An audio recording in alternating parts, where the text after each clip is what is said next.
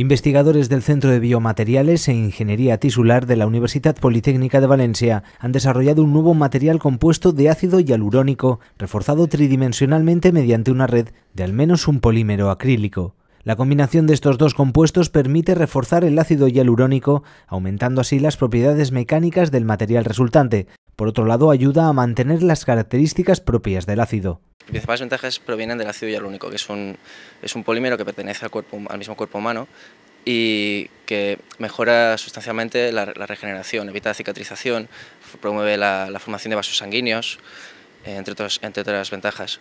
Entonces, al hacer que este ácido hialurónico actúe como un polímero elástico o con propiedades mecánicas, lo que hacemos es permitir que se utilice, por ejemplo, en cartílago o en otros tejidos. Los análisis realizados confirman una mejora de las propiedades mecánicas con respecto al material de partida, además de observarse una mayor resistencia. Actualmente el ácido hialurónico es un gel, las propiedades mecánicas son casi nulas, se rompe muy fácilmente, se resquebraja, no permitiría, aunque lo fabricáramos en gel, no permitiría coserlo.